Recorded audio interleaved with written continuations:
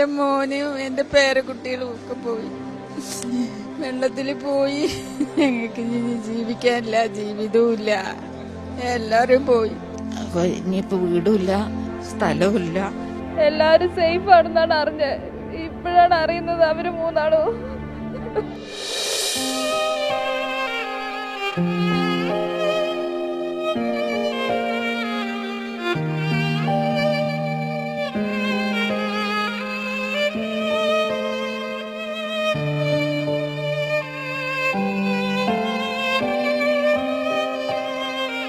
கணவனோட தம்பியும் தம்பி மகனும் அவங்க வீட்டுக்குள்ளார அப்படியே உட்கார்ந்து இருக்கிறாங்க. மண் வீடு மேல அவங்க அடியில் இருக்கிறாங்க. நம்ம டெட்டு வந்து லைவ்ல பார்த்துருக்குது. ஸோ ஏதாவது கடவுள் காப்பாற்ற மாதிரி லக்கு, அவ்வளோதான். உயிரிழந்தவங்க நிறைய பேர் எடுத்திருக்கோம். ஆனால் இருந்தாலும் உயிரிழந்தவங்க நிறைய பேர் கிடைக்கிறதுக்கு இருக்குது. நிறைய பேர் கீழே ஒரு ரிசோர்ட் இருக்குது. அந்த ரிசோர்ட் பார்க்கணும் நிறைய பேர் இருக்காங்க.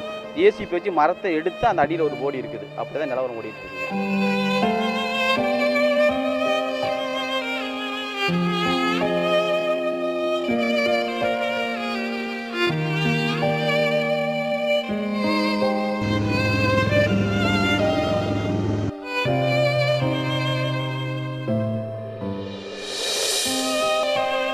ഇവിടെ வீடு இருந்துருச்சு. 10-200 வீடு இருந்துருச்சு.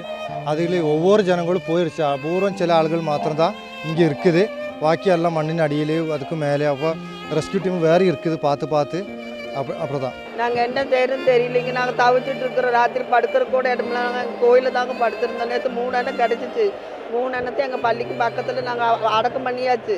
8 வயசான குழந்தைக்காடம் என்ன செய்வார் எங்களுக்கு தெரியாமல் நாங்கள் தவிக்கிறோங்க. 8 வயசான பொண்ணு நானும் சேர்த்துருக்குறேன். அப்போ நைட்டு 8:30 கூப்பிட்றா. பாப்பா நான் வீடு வேலை பண்ணுறான். பாப்பா நல்லாத்த பாப்பா இருக்கிறேன்.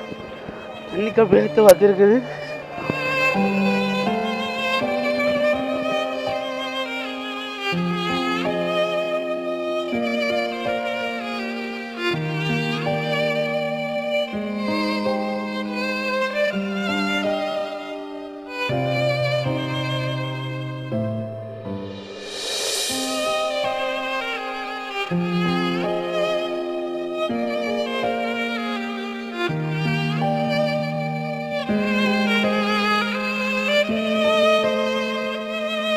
இந்த பகுதியில் இந்த புதை மண் இருக்குது பார்த்தீங்களா, இதுக்குள்ளே வந்து ஏகப்பட்ட உயிர்கள் உள்ளே இருக்கிறதா அஞ்சப்படுது. நிறைய பேர் வந்திருக்கோம். தமிழ்நாட்டிலேருந்து, கேரளா, கர்நாடகா எல்லா மாநிலத்தை சேர்ந்தவங்களும் வந்திருக்காங்க. இப்போ என்னென்னா இதுக்குள்ளே வந்து ஒரு 30 பேர் பக்கம் இருக்கலாம்னு சொல்லி மக்கள் மத்தியில் பேசப்படுது. இங்கேருந்து நம்ம ஒரு பாடியை ரெக்கவர் பண்ணி கொண்டு போனோம்னா குறைஞ்சபட்சம் ஒரு 2 கிலோமீட்டர் நம்ம தோல் வச்சு தான் கொண்டு போக வேண்டிய சூழ்நிலை இருக்குது. വയനാട് ജില്ലയിലാകെ നിലവിൽ 82 ദുരിതാശ്വാസ ക്യാമ്പുകളിലായി 817 ആളുകളാണുള്ളത്. അതിൽ 19 പേര് ഗർഭിണികളാണ്. മൊത്തം 421 കുടുംബങ്ങളിലായി 1486 പേർ ഈ ക്യാമ്പുകളിൽ ഇപ്പോൾ കഴിയുന്നുണ്ട്. நான் வந்து கேரளா முதல்வர்கிட்ட பேசினேன். அவர் சேதாரம்னு சொன்னார். இன்னும் கணக்கெடுக்க முடியல, ரொம்ப பாதிக்கப்பட்டிருக்கோம்னாரு. சரி, என்ன ஹெல்ப் வேணாலும் நாங்கள் பண்ணுறோம், தமிழ்நாடு சர்வ் பண்ணுறோன்னு சொல்லியிருக்கிறோம். அதுக்காக 2 IAS ஆஃபீஸர் தலைமையில் குழு அனுப்பிச்சிருக்கிறோம், மருத்துவ குழு அனுப்பிச்சிருக்கிறோம். அதுவும் இல்லாமல் தமிழக அரசின் சார்பில் முதலமைச்சர் நிவாரண நிதியிலிருந்து 5 கோடி ரூபா பணமும் அனுப்பிச்சிருக்கிறோம். இது தேவைப்பட்டாலும் பண்ணுறோம்.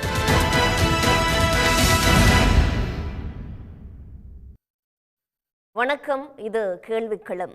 மீளா துயரில் சிக்கி இருக்கிறது கேரளா. நேற்று நள்ளிரவு ஏற்பட்ட 3 பெரும் நிலச்சரிவுகளில் சிக்கி கடுமையாக பாதிக்கப்பட்டிருக்கிறது கேரளாவின் வயநாடு மாவட்டம்.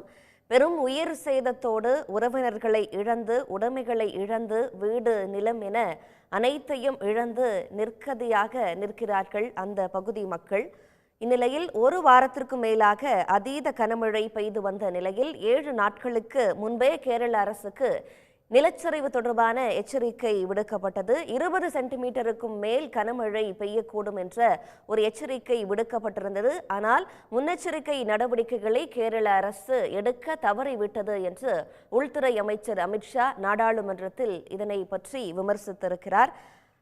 ஆனால் அப்படியான முன்னெச்சரிக்கை தொடர்பான அறிவிப்புகள் எதுவும் கேரள அரசுக்கு ஒன்றிய அரசிடமிருந்து வரவில்லை என்று அமித்ஷாவின் கருத்தை அந்த விமர்சனத்திற்கு மறுப்பு தெரிவித்திருக்கிறார் கேரள முதலமைச்சரான பினராயி விஜயன்.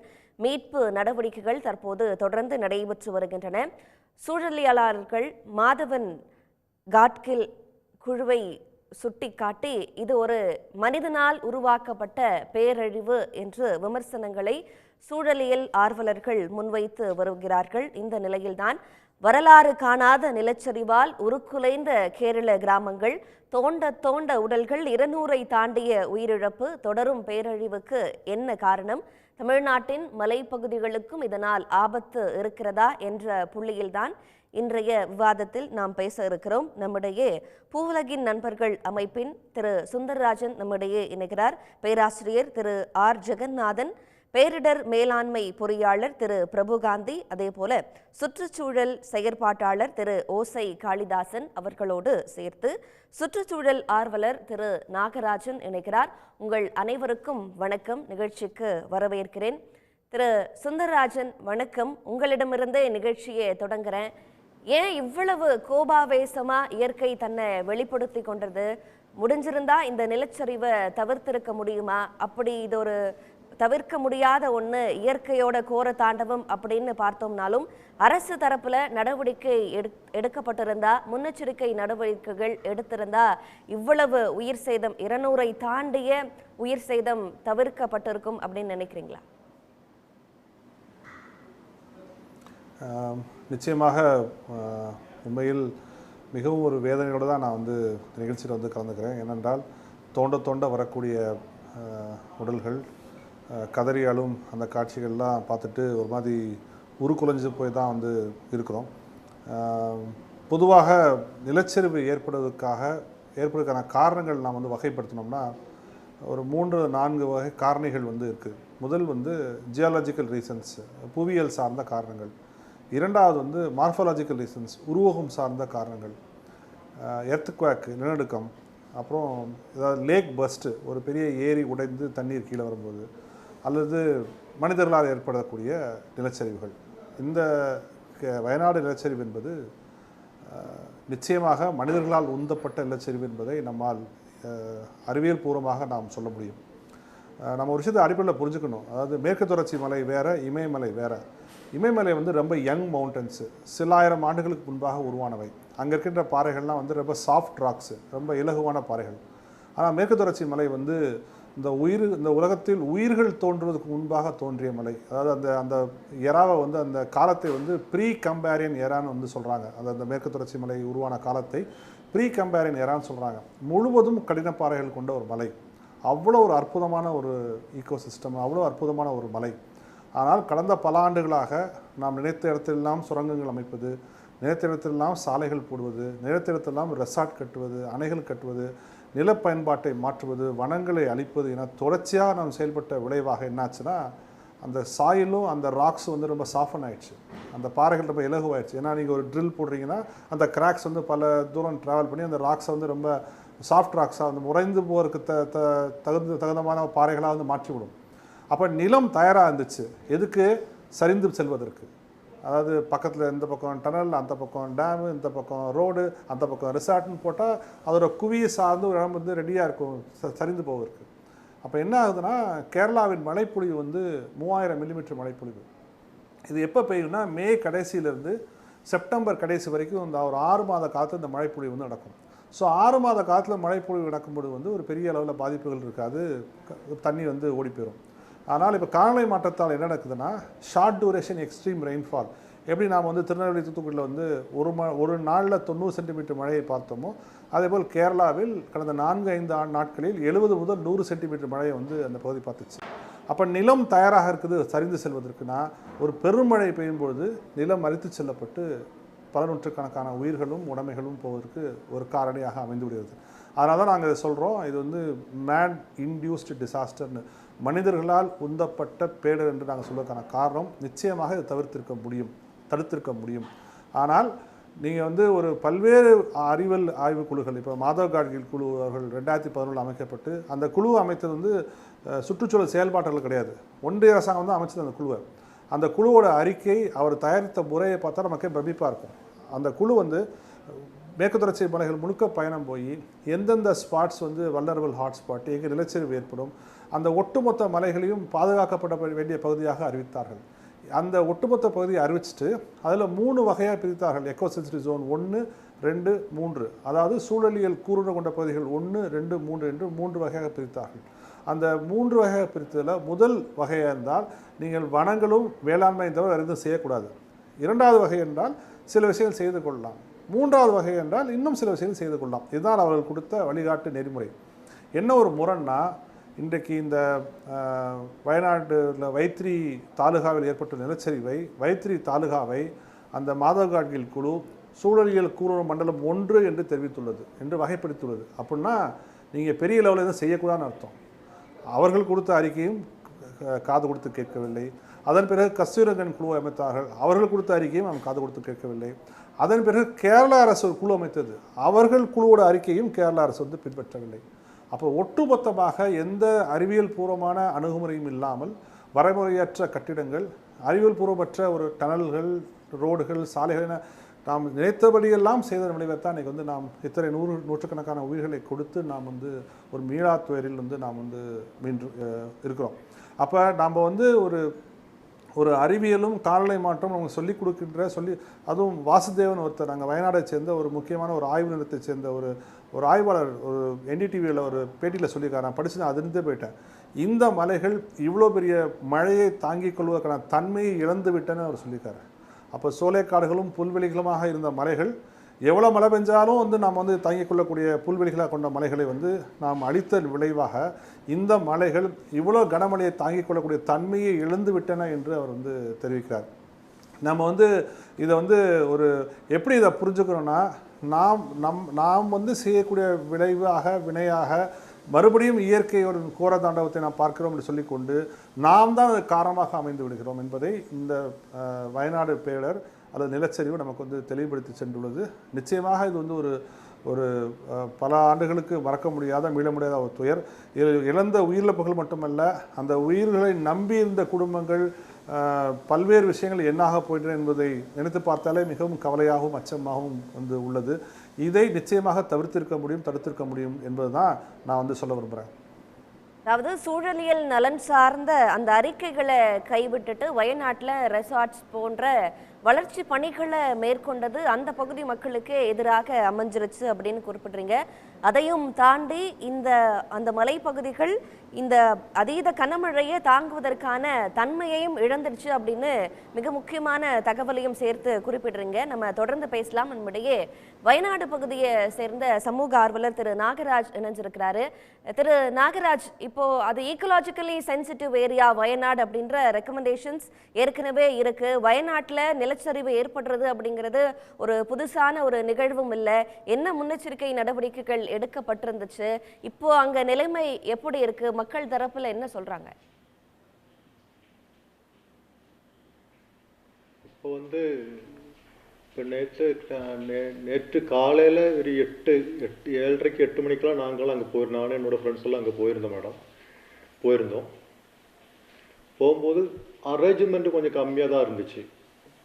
நிறைய மரங்கள் அடியோட சாதம், பெரிய பெரிய பாறைகள், அதெல்லாம் நாங்கள் காலையில் போன உடனே மரங்கள் கயரை வச்சு தான் நாங்கள் எடுத்தோம். கயரை வச்சு ஒவ்வொரு கயரை வச்சு எடுக்கும் போதும் உள்ளிருந்து மனிதர்களோட கை வேற, கால் வேற, உடல் வேற, கண்ணில் பார்க்கவே முடியல. கை கால உடனே பயங்கர வேற அப்படிலாம் நிறைய பேர் இருந்தாங்க. ஆனால் அப்படி மரத்துக்கடியில் தான் ஒரு மரம் 100 அடி 100 டன் கணக்கில் மரங்கள். நீங்க எந்த பகுதிக்கு போனீங்க? சூரல்மலை பகுதிக்கா, முண்டக்கையா? சூரல்மலை பகுதியில் தான் போயிருந்தோம். ஓகே, சூரல்மலை பகுதியில் தான். அங்கே போன பிறகு தான் நான் காலையில் இதெல்லாம் பார்த்துருந்தாங்க. போகும்போது நிறையா நாங்கள் போகிறதுக்கு முன்னாடி ஒரு 5 கோடி 6 கோடி அங்கே போன பிறகு தான் அங்கே ஒரு 15-20 கோடிக்கு மேலே. அப்போ இன்றைக்கி சாயந்தரம் சாயந்தரம் அங்கே தான் ஸ்கூலில் பள்ளி ஹையர் செகண்டரி ஸ்கூலில் தான் இருந்தேன் நான். அப்போ அங்கே ஒரு 170-150 கோடிக்கு மேலே வந்துருந்துச்சு போடி. நிறைய ஆளுகள் போடி தெரியாமல் இருக்கிறவங்க இருக்காங்க, தெரிஞ்சவங்க இருக்காங்க. அப்பக்கப்போ இன்வெஸ்ட் பண்ணி ஆள் கொண்டு வராங்க. பயங்கர கஷ்டம்தான். இனி நிறைய அரேஞ்ச்மெண்ட் கிடைக்க வேண்டியது இருக்குது. அது மட்டும் இல்லை, நேற்று கம்ப்ரெஸர் கொண்டு வந்து கம்ப்ரெஸர் கொண்டு வந்து இப்போ காங்கிரீட் போட்ட பெரிய பில்டிங்கெல்லாம் உடச்சி தான் போடி உள்ளார வந்து நாங்கள் எடுத்தோம். கை வேறு, கால் உடல்களெல்லாம் வேறு. 15 நாள் பிறந்த சின்ன பிள்ளைகள்லாம் இருந்தாங்க. 2 பேர் 3 பேர் இருந்தாங்க. ஒரு வீட்டில் 5 பேர் எடுத்தோம். ஒரே வீட்டில் அந்த 5 உடல் எடுத்தோம் நாங்கள். அப்போ அதெல்லாம் பயங்கரமாக இருந்துச்சு. எப்படி பார்க்குறது என்னன்னு தெரியல, பயங்கரமாக இதாக இருந்துச்சு எல்லாம். இனியும் முண்டக்காய் ஏரியான்னு ஒரு ஏரியா கூட இருக்குது.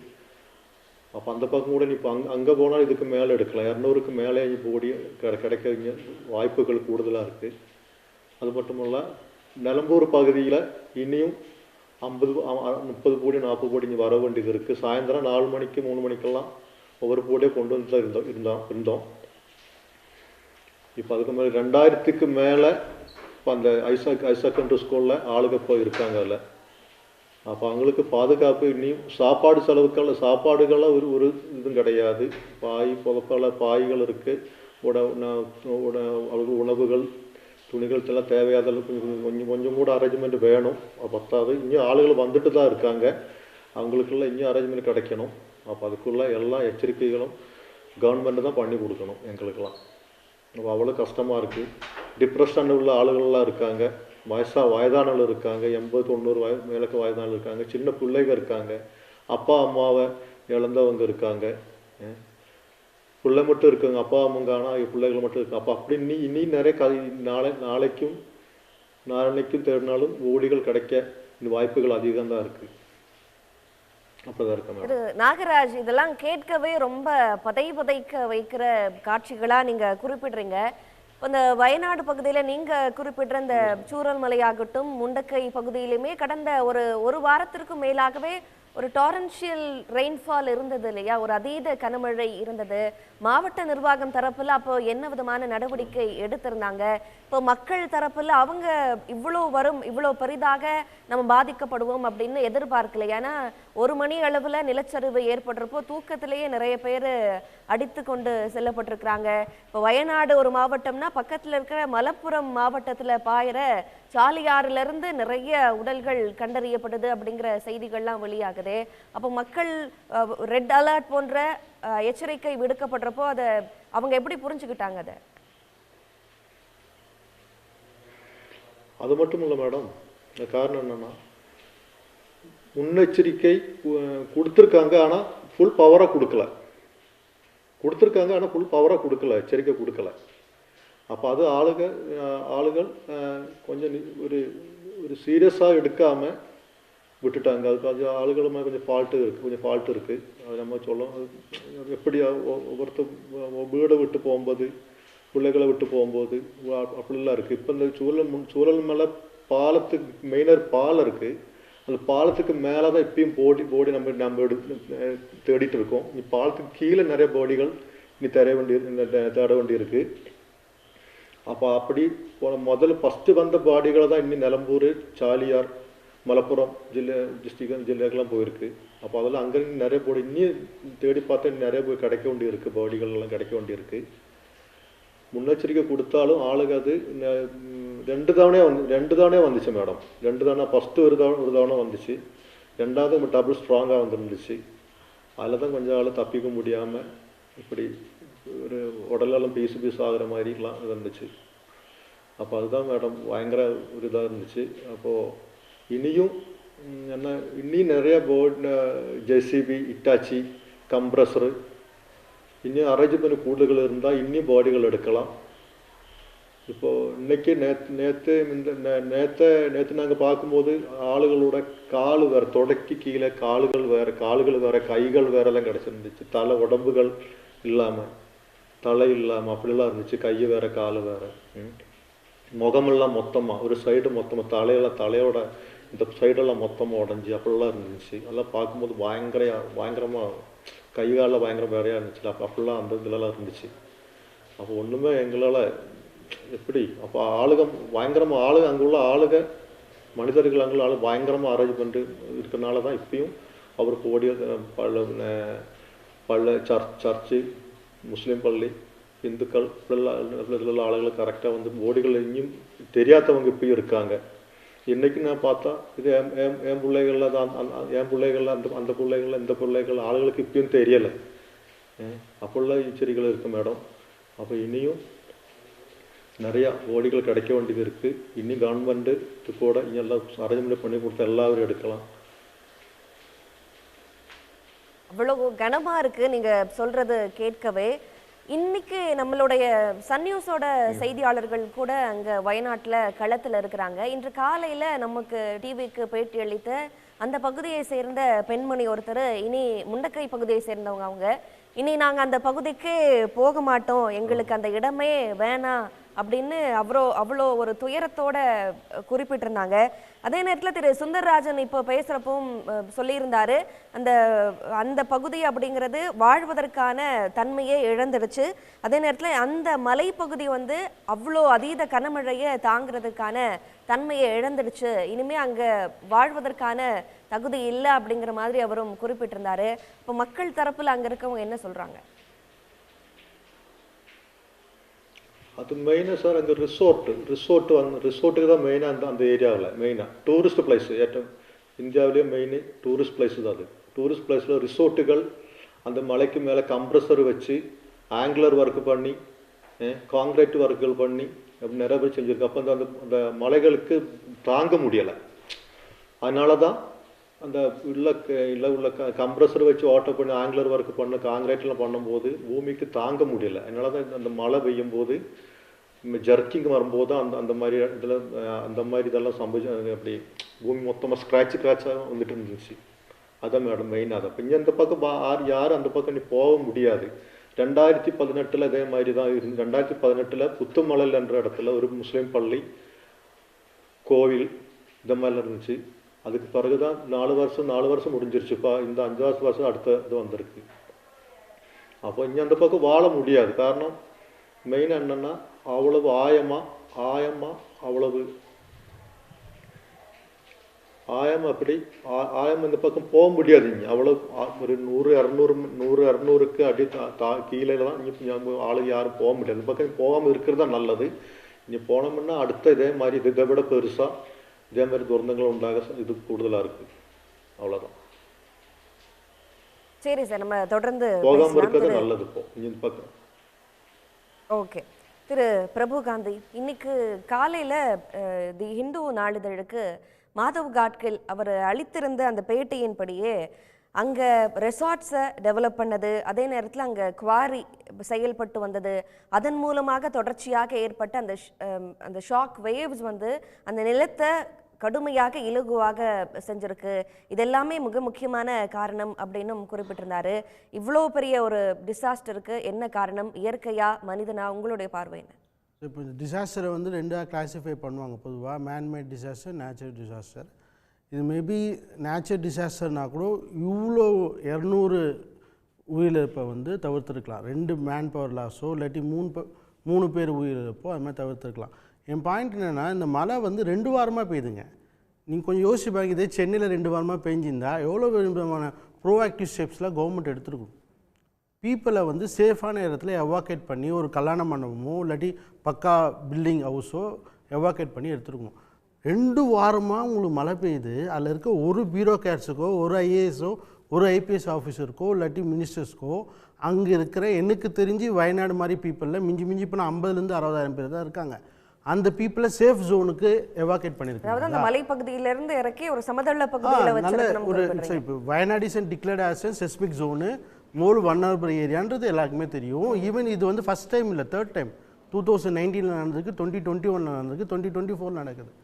என் பாயிண்ட் என்ன சார், உண்மையிலே இயற்கை வந்து சர்ஜிக்கல் ஸ்ட்ரைக் ஆன் அங்கே பண்ணியிருக்கிற மாதிரி தான் சொல்லணும். ஏன்னா பஞ்சபூதங்களில் நீங்கள் எந்த வழியிலும் போய் காப்பாற்றணும்னு நினச்சாலும் காப்பாற்ற முடியும். தரவழியும் ரெடியாக இல்லை, வான்வெளியும் ரெடியாக இல்லை. ஸோ அந்த மாதிரியான மிகப்பெரிய ஆபத்து தான் ஏற்படுது. இன்னொன்று சார், டிசாஸ்டர் டேக்லிங் இன்ஃப்ராஸ்ட்ரக்சர்ஸ் அந்த உட்கட்டமைப்புகள் ரெடியாகவே இல்லை.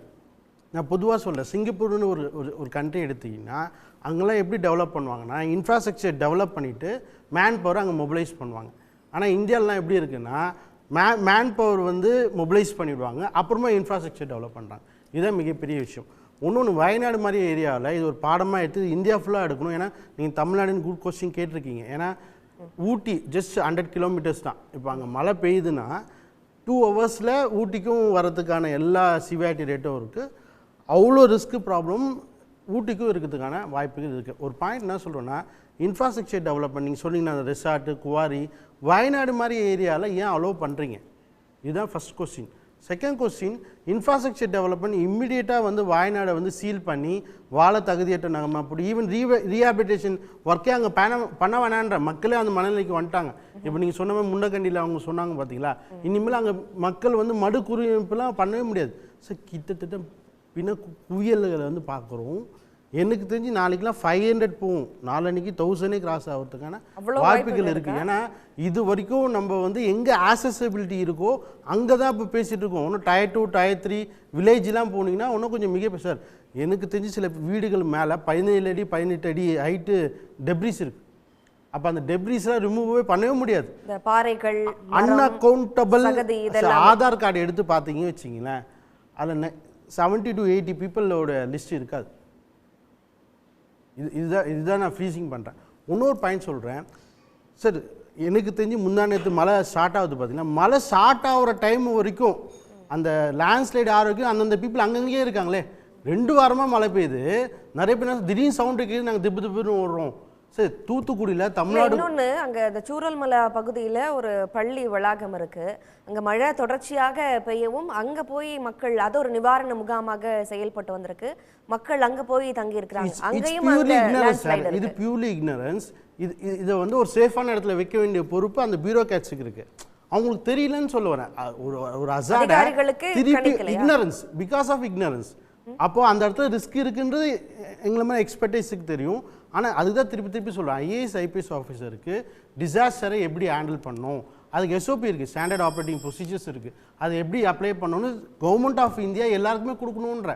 இப்போ சவுந்தரராஜன் சார் பேசுகிற பார்த்தீங்களா, அந்த மாதிரி ஒரு awareness campaign IAS IPS officer லெவலில் கொடுக்கணும். ஏன்னா மிட்டிகேஷன் பிளான் எப்போ பண்ணணும், ஏன்னா இது டிலேட் டிசிஷன் மேக்கிங் சார்.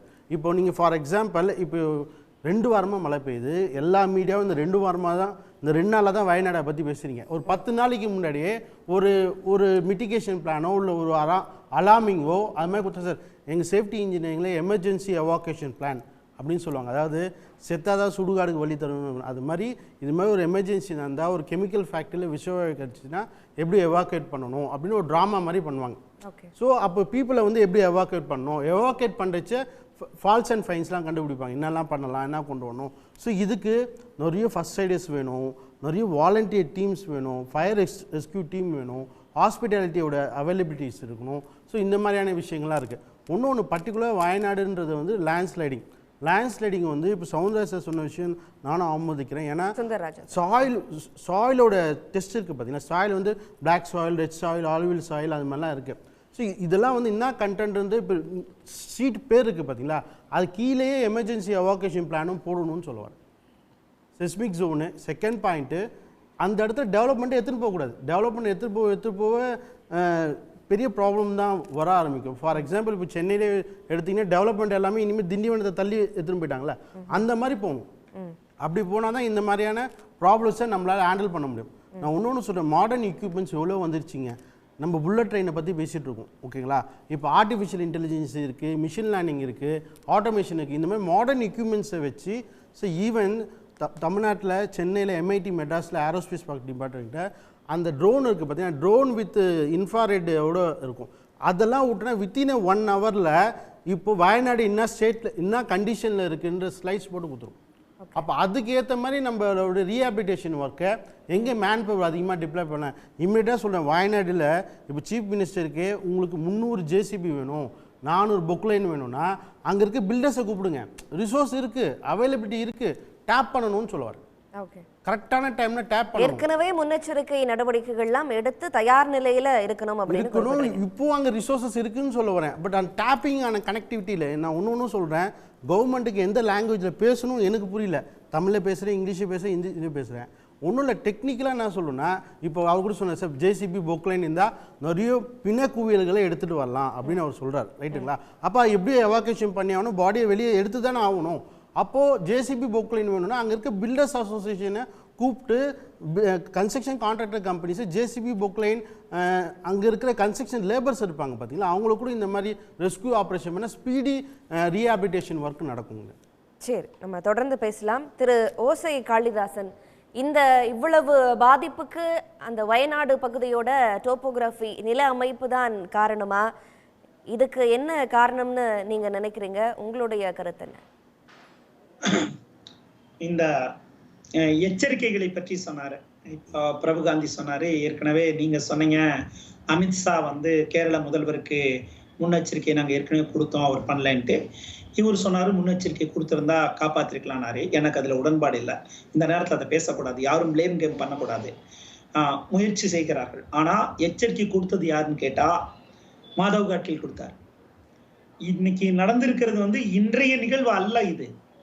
இது போன்ற நிகழ்வுகள் மேற்கு தொடர்ச்சி மலை முழுக்க நடக்கும் என்று ஏற்கனவே பல ஆண்டுகளுக்கு முன்பு எச்சரிக்கை கொடுக்கப்பட்டிருக்கிறது. 13 வருஷத்துக்கு முன்னாடியே சொல்லிட்டார்.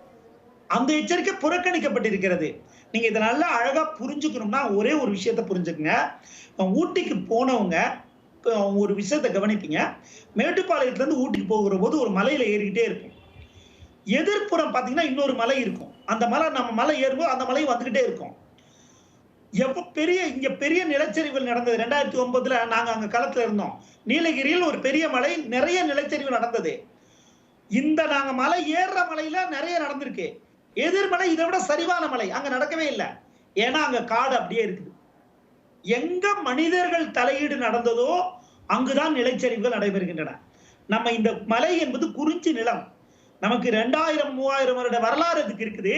அங்கு வாழ்ந்த மக்கள் தேன் தினைமாவு சாப்பிட்டு இயற்கையோடு இயைந்த வாழ்க்கையை வாழ்ந்தாங்க. அது ஒரு ஃப்ரெஜைல் இக்கோசிஸ்டம்னு சொல்லுவாங்க. மலை வந்து ரொம்ப நுட்பமான ஒரு இயற்கை அமைப்பு. அதை சேதப்படுத்தி விட கூடாது. இதை கூடாதுங்கிறத தான் கவனத்தில் வைத்துதான் 1987 ஆண்டு மேற்கு தொடர்ச்சி மலை பாதுகாப்பு இயக்கம் இந்த மேற்கு தொடர்ச்சி மலை முழுக்க எக்கலாஜிக்கலி சென்சிட்டிவ் ஜோன், ஒரு கூர் உணர்வு மிக்க பகுதியாக அறிவிக்க வேண்டும் என்று கோரிக்கை வைத்தது. அந்த கோரிக்கையின் விளைவாக வந்ததுதான் அரசு ஒரு அமைத்த குழு தான் மாதவகாட்டில் குழு. சுந்தரராஜன் அவர்கள் சொன்னதை போல அந்த குழு இந்த பரிந்துரைகள் மிக அற்புதமாக பரிந்துரைத்தது. இந்த மலைக்கு என்ன வேணும் என்ன வேணாம். இங்க நம்ம கவனிக்க வேண்டியது என்னன்னா, அவரு பிரபுகாந்தி கூட இங்க டெவலப்மெண்ட் வேணாம் அப்படின்னு சொல்றாரு. இந்த டெவலப்மெண்ட் அப்படிங்கிறதையே வந்து ஒட்டுமொத்தமாக மறுபரிசீலனை செய்ய வேண்டிய காலகட்டத்தில் நம்ம இருக்கிறோம். மாதவ் காட்கில் அவர்கள் சொல்வதற்கு முன்பாக 1987 மேற்கு தொடர்ச்சி மலை பாதுகாப்பு இயக்கம் இந்த கோரிக்கை வைக்கிற போது உலக அளவில் காலநிலை மாற்றத்தினுடைய தீவிரம் இப்படி வரும்னு உணரல. ஒரே நல்ல பெருமழை வளர்ந்தும் உணரல.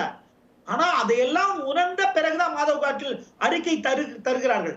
அதை முதலில் எதிர்த்த ஒரு மாநிலம் கேரளா. அதான் துரதிர்ஷ்டம். எல்லா மாநிலங்களும் எதிர்த்தது. இப்பவாவது கற்றுக்கொள்ள வேண்டும். என்னன்னா இந்த மலைப்பகுதியை நீங்க கோயம்புத்தூர் மாதிரி ஊட்டிய டெவலப் பண்ணணும்னு நினைச்சோம்னா அது பேராபத்து. அப்படிதான் இந்த மனநிலை டெவலப்மெண்ட் ப்ராக்ரஸ நம்ம மாத்தணும். அது வந்து நான் மறுபடியும் சொல்றேன், அது வந்து ரொம்ப மென்மையான இயற்கை அமைப்பு. அந்த அமைப்பை ஏற்கனவே சேதப்படுத்திட்டோம். வெள்ளக்காரர்கள் வந்த போது ஆரம்பிச்சு இப்ப சேதப்படுத்தினோம். கடந்த 20 ஆண்டுகளில் ஒரு பெரிய ரியல் எஸ்டேட் லாபி இந்த மலையை கூறு போட்டுட்டு இருக்குது. இந்த மலையின் மண்ணின் மைந்தர்களை விட்டு இந்த மலை போயிடுச்சு. யார் யாரோ விலைக்கு வாங்குறான், அவன் ரிசார்ட் கட்டுறான், யார் யாரோ வந்து தங்குறான். பாதிக்கப்படுவது பாத்தீங்கன்னா அப்பாவி தோட்ட தொழிலாளர்கள், விளிம்பு நிலை மக்கள் இன்னைக்கு அடித்து போயிட்டு இருக்காங்க. யாரோ எங்கோ பண்ணது. இந்த மலையினுடைய மேல இந்த மண் அமைப்பு பற்றி சுந்தரராஜன் அவர்கள் சொன்னாரு. இந்த அமைப்பு கொஞ்சம் மாத்திட்டோம்னா போதும். நீங்க வந்து நல்லா கவனிச்சோம்னா ஒரு உண்மை தெரியும். நீங்க அவலாஞ்சி பகுதிக்கு யாராவது போனீங்கன்னா எவ்வளவு மழை பெஞ்சாலும் அந்த ஓடைகள்ல தண்ணி வண்ணம் மாறாது.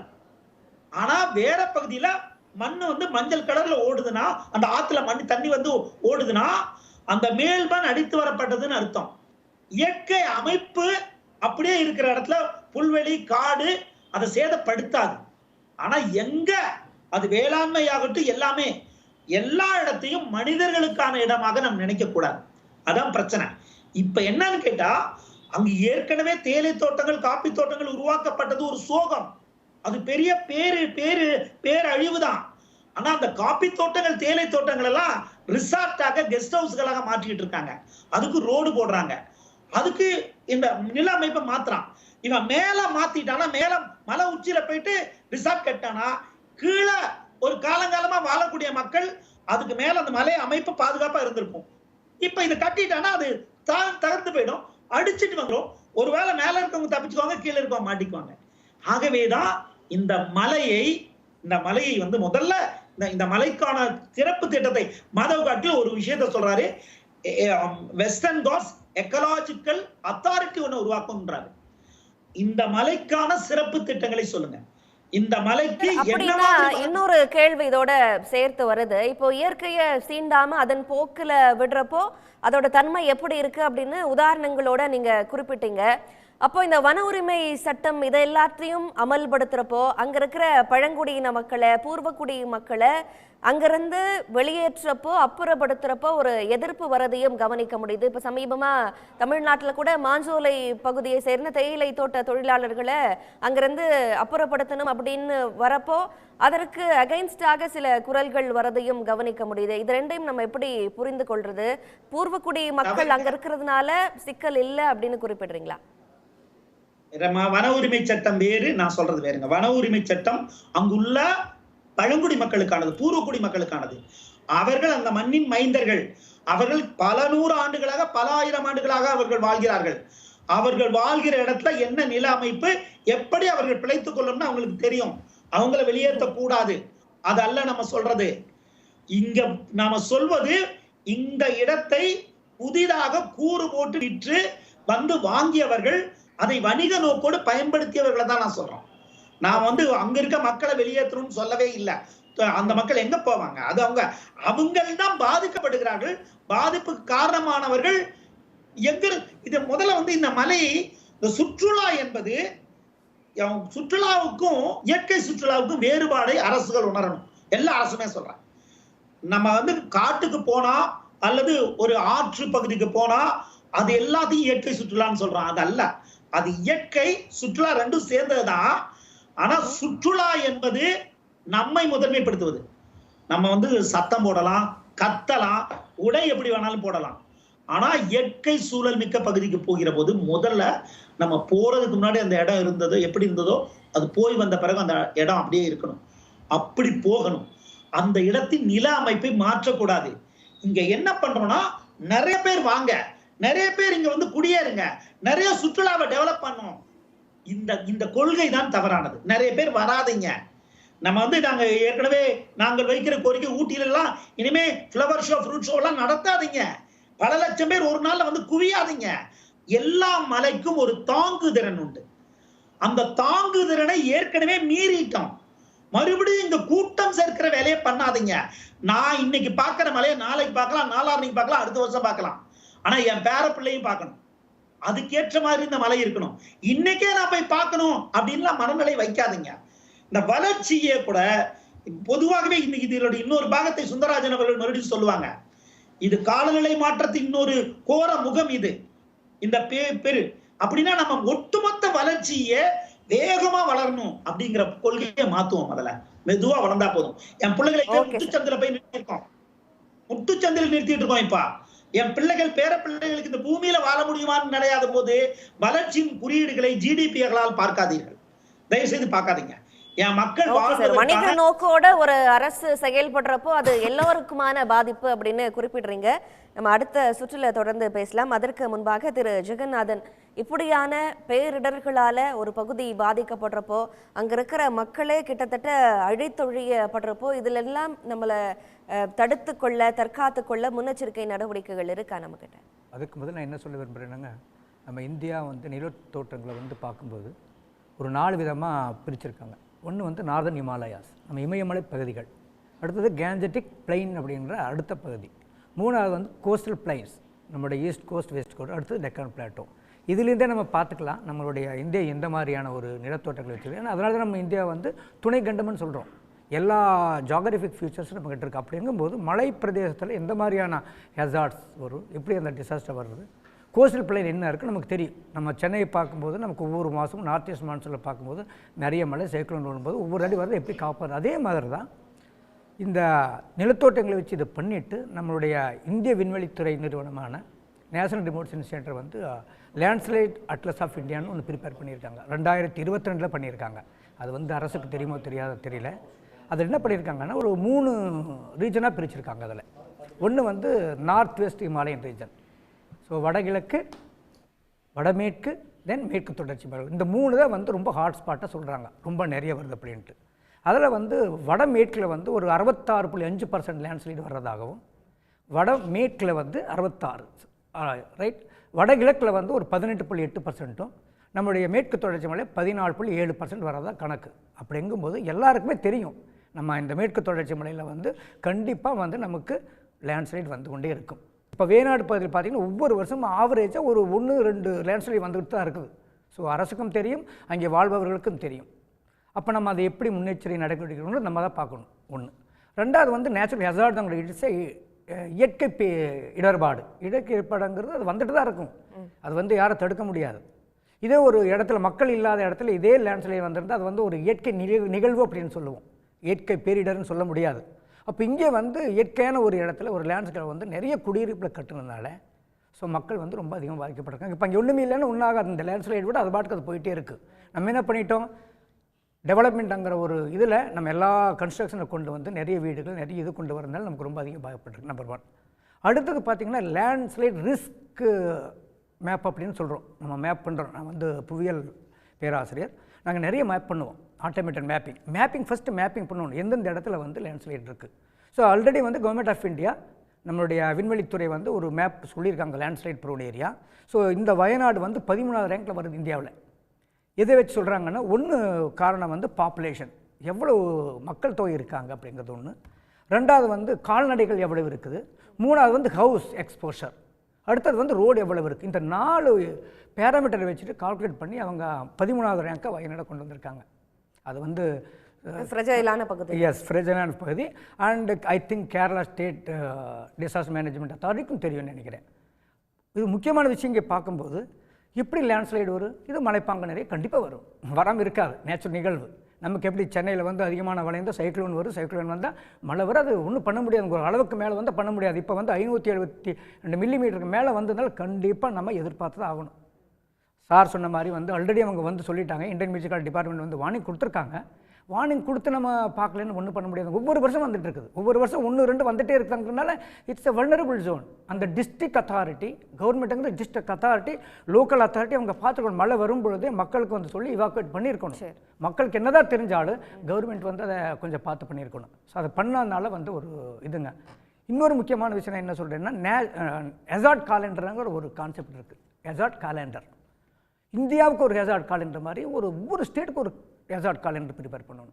அப்போ ஒவ்வொரு டிஸ்ட்ரிக்ட், பிகாஸ் ஒவ்வொரு எந்தெந்த நேரத்தில் என்னென்ன பாதிப்புகள் வருதோ அதையொட்டி இப்போ இவங்களுக்கு வந்து பார்க்கும்போது எப்போ வருது ஹெசார்ட், ஜூன், ஜூலை, ஆகஸ்ட் பெரும்பாலும் கேரளால பாதிப்பு வந்து. ஏன்னா சவுத் வெஸ்ட் மான்சூன் வந்து இந்திய பிரிவில் அந்த இடத்த ஃபுல்லாக தாக்கும். உங்களுக்கு மேற்கு தென்மேற்கு பருவம், நம்மளுடைய பகுதி வந்து வடகிழக்கு பருவக்காற்று. நம்மளது எப்போ அக்டோபர், நவம்பர், டிசம்பர் அந்த அப்போ நமக்கு கண்டிப்பாக தெரியும். சென்னைக்கு இந்த மாதம் தெரியும், அவங்களுக்கு இந்த கண்டிப்பாக வருமே, ஏன் வந்து அவங்க பார்க்கல, ஏன் வந்து முன்னே நடவடிக்கை எடுக்கல, அது வந்து அரசு வந்து கண்டிப்பாக எடுக்கணும்.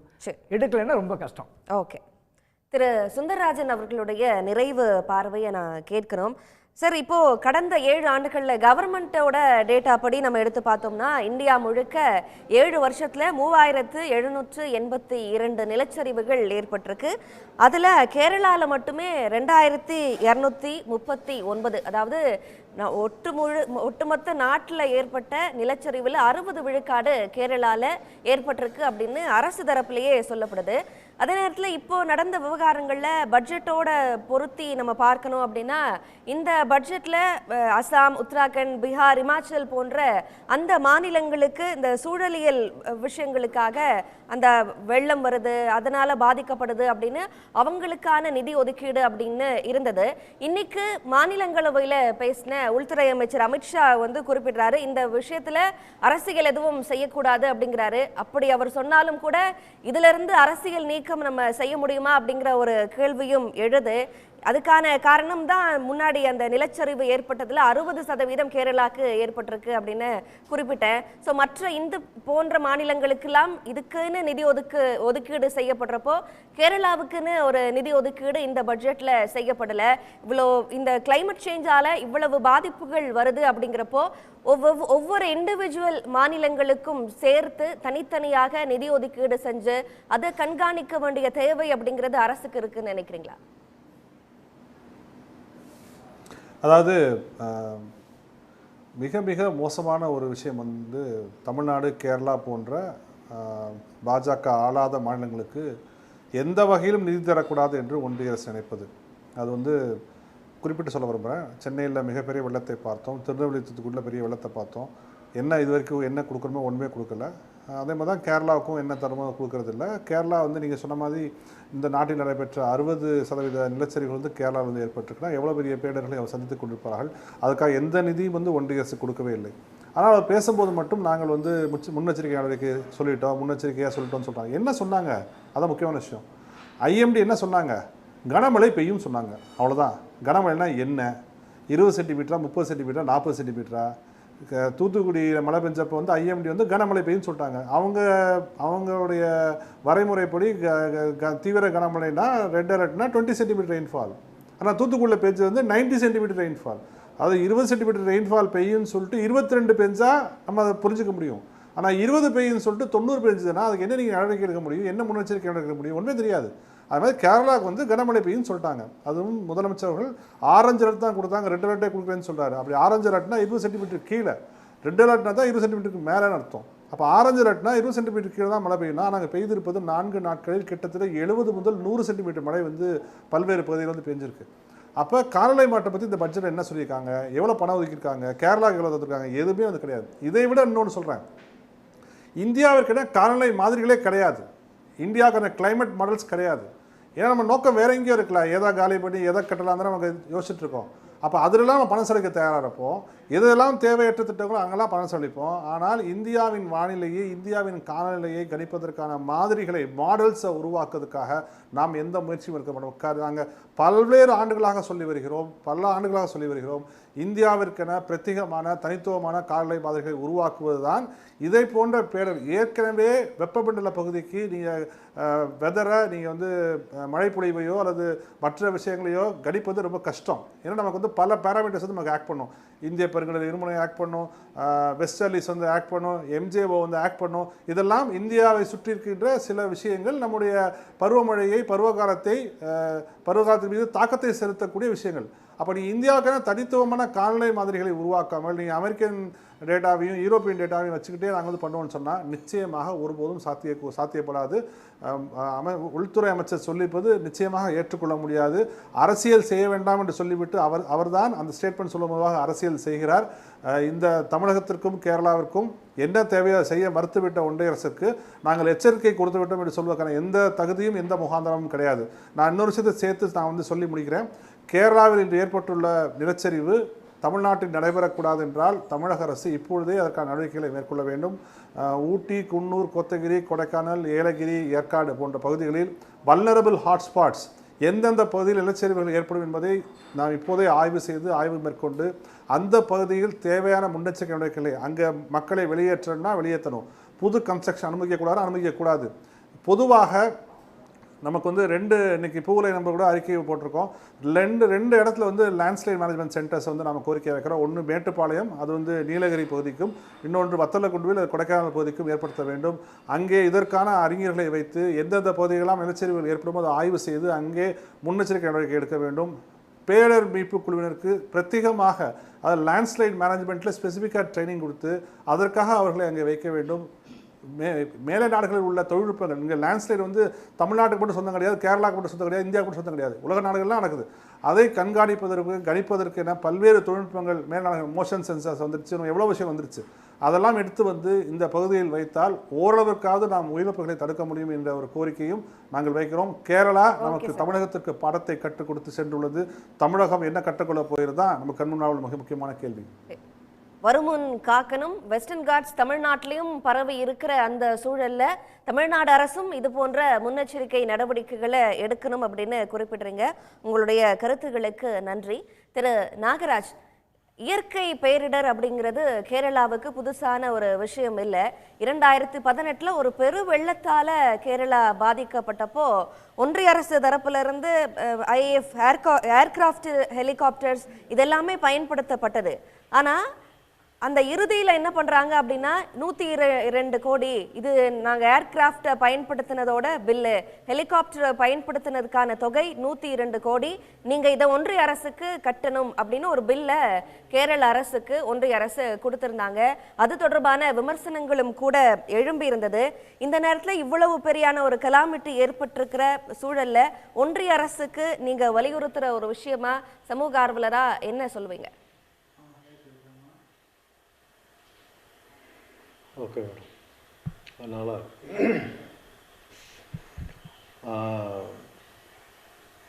சொல்கிற மாதிரி ஹெலிகாப்டர் அது வந்து எடுக்கணும்னா கிளைமேட்டு மோசமான ஒரு இதாக இருந்துச்சு. வர முடியாது, ஹெலிகாப்டருக்கு வர முடியாது.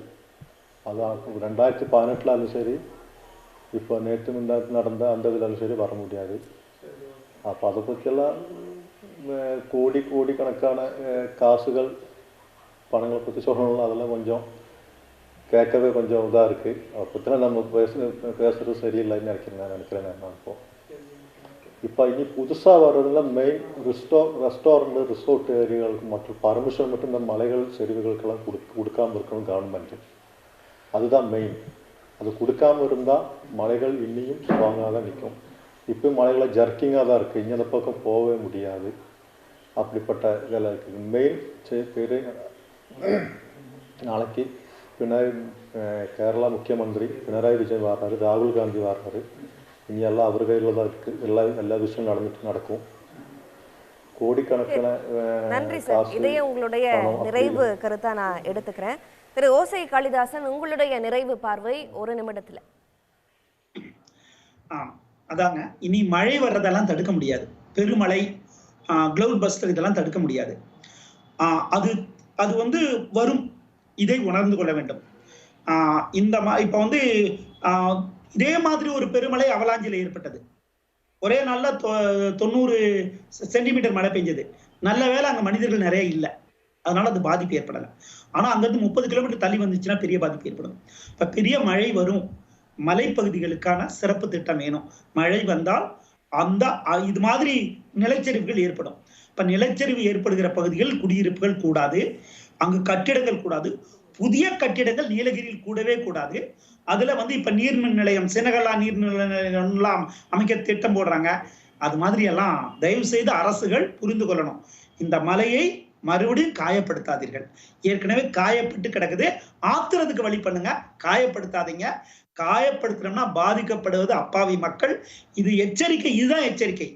அப்புறம் இன்னைக்கு சொல்லி நாளைக்கு வெளியேறுங்கன்னு சொல்றது எச்சரிக்கை அல்ல. இனிமே வரும், இப்படி மழை வரும், மலைச்சரிவு வரும், கிளவுட் பஸ்டர் வரும்.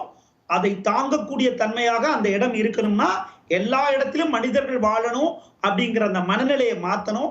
அந்த மலையினுடைய நுட்பத்தை, மென்மையை புரிந்து கொண்டு வளர்ச்சி திட்டங்களை தீர்மானிக்க வேண்டும். நன்றி சார். திரு ஜெகநாத். நான் சொன்ன மாதிரி தான். ஸோ நம்ம தமிழ்நாடு அரசு நமக்கு வந்ததுன்னா, நம்ம தமிழ்நாட்டில் வந்து மல்டி ஹெசார்ட் மேப் அப்படிங்கிற ஒரு இது பண்ணிவிட்டு ஒவ்வொரு இடத்துலையும் நமக்கு மழை வர்றதுனால நிறைய ஃப்ளட் வருது, லேண்ட்ஸ்லைட் வர்றதுனால ஒவ்வொரு இடத்துக்கும் வந்து மல்டி ஹெசார்ட் மேப்பிங்கிற ஒரு மேப்பிங் ஃபுல்லாக லோக்கல் லெவலில் வந்து அரசு வந்து ஒரு அறிஞரை வச்சு மேப் பண்ணி அதுக்கான நிதியை கொஞ்சம் அதிகமாக ஒதுக்குனா நம்ம முதலே வந்து ப்ரெடிக்ட் பண்ண முடியும். Okay sir. திரு பிரபுகாந்த். பேரிடருக்குன்னு தனி பட்ஜெட்டு கண்டிப்பாக அலாக்கேட் பண்ணணும். உண்மையிலே இந்தியன் கவர்மெண்ட் பட்ஜெட்டில் தமிழ்நாட்டுக்கும் கேரளாவுக்கும் இல்லை, பர்டிகுலர் 4 ஸ்டேட்டுக்கு மட்டும் ஸ்பெசிஃபிக் பண்ணுறாங்க. அப்போ இங்கெல்லாம் டிசாஸ்டர் வராதுன்னு அவங்க சொல்கிறாங்களா? ஸோ ஏன்னா டிசாஸ்டரில் பாலிடிக்ஸ் வரக்கூடாது, ஓப்பனாக சொல்ல வரேன். அப்போது டிசாஸ்டர் டைமில் வந்து ஒரு சென்ட்ரல் கவர்மெண்ட் ஒரு பேரண்ட் டச்சில் இருக்கணும். உண்மையே தமிழ்நாட்டுக்கு டிசாஸ்டர் ஃபண்ட் ஒன்றும் வந்து சேரலை ரீஹாபிலிட்டேஷன் ஒர்க்குக்கெலாம். அப்போது இந்த மாதிரி விஷயத்தில் துரித நடவடிக்கைகள் கம்பல்சரி எடுக்கணும். இன்னொன்று ரொம்ப டெக்னிக் சொல்கிறேன். என்ஜிஓவோட ரோல்ஸு ரீஹாபிலிட்டேஷன் ஒர்க்கில் இந்தியன் ரெட் கிராஸ் சொசைட்டி, எக்ஸோனா இன்டர்நேஷ்னல், இந்த மாதிரி என்ஜிஓஸோட ரோல்ஸ் பெரிய லெவலில் இருக்குது. அவங்களாம் நல்லா ட்ரைன் அப் பண்ணி எக்யூப் பண்ணி, நான் என்ன சொல்லணும்னா கிளைமேட்டிக் சேஞ்ச் லைஃப் ஸ்டைல், கொரோனாவோட வாழ கற்றுக்குங்க அப்படின்னு சொன்ன மாதிரி இனிமேல் கிளைமேட்டிக் சேஞ்ச், ஏன்னா இனிமேல் பொங்கல் தீபம்லாம் எப்படி வருதோ அது மாதிரி மேக வெடிப்பு இந்த மாதிரிலாம் வந்துட்டே தான் இருக்கும். மக்களும் வாழ பழகிக்கணும், அரசும் பொறுப்போடு செயல்படணும் அப்படின்னு குறிப்பிட்றீங்க. இந்த ஒரு விவாதத்தில் தான் அனைத்து விருந்தினர்களுமே ஒருமித்த கருத்தோடு அரசுக்கு பல ரெக்கமெண்டேஷன்ஸை வழங்கியிருக்கீங்க அப்படின்னு நினைக்கிறேன். நிகழ்ச்சியில் பங்கு கொண்ட அனைத்து விருந்தினர்களுக்கும் மிக்க நன்றி. மீண்டும் சந்திப்போம். இது கேள்விக்களம், மக்களின் மேடை.